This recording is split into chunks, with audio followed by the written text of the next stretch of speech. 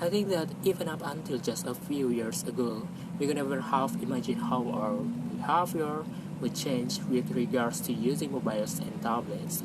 And now that I will find it incredibly difficult to live without my mobile. I'm constantly looking at my phone to see if I've got any new message or updates and checking my apps to see what's new. I wouldn't say that I post my life online, not like some people I know, but I do like to keep up with what people are up to, friends, family, and even other people I know but might be even seen for years, like old school friends, and check out photos of what they look like now. In a way, I think it's quite funny that we are always worrying about teenagers and young people becoming obsessed with online communication. But if you ask me, we need to worry just as much about adults. At the office where I work, even when we have a break, nobody talks to each other unless they absolutely have to, which is a sorry state of affairs to say the least. Everyone's too busy checking their social networks and sending messages to have time to communicate face to face. People spend their lunchtime glued to their screens or barely glance up from their phones. Even during meetings, people can resist subtly checking their phone. And what really irritates me is when you are trying to talk to someone and they're more interested in looking at their phone than paying attention to what you are saying, even though you are right in front of them. Popping, I think it's called. I was listening to the discussion on the radio the other day talking about online communication, and they were talking about FOMO, or what was it, fear of missing out, which apparently is a kind of modern day psychological syndrome which we're affected by because of our obsession with online communication.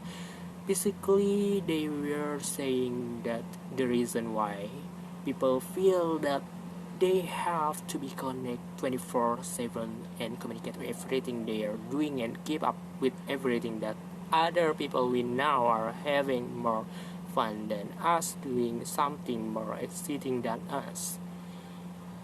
They also said that because we are spending more time communicating in the online world, we are losing the ability to enjoy the present. My generation is so different to my parents. I mean, they are always telling me that they grew up in a world without mobiles and social networking and they manage fine. Hard to imagine how they arrange to meet their friends without a phone. But they say they did. I had so many arguments with them while I was growing up until they let me have my first smartphone. But they didn't let me have Snapchat or Instagram or anything like that.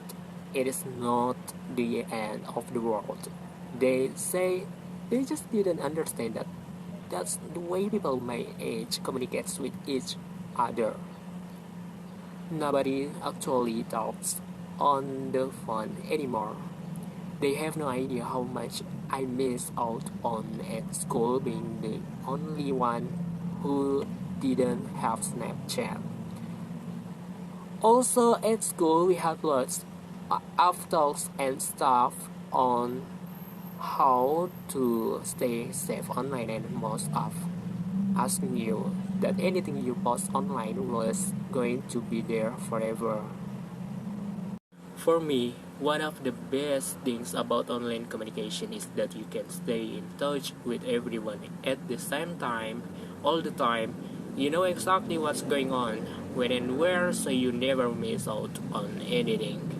I love the fact that you can update all your friends on what's going on in your life and they can respond immediately with a like or a comment, so you feel like you are together with people even though you might be completely alone sitting on a bus or at home. I share lots of photos, but I only post up my best edit shots. I had it when people I know post photos of me not looking my best.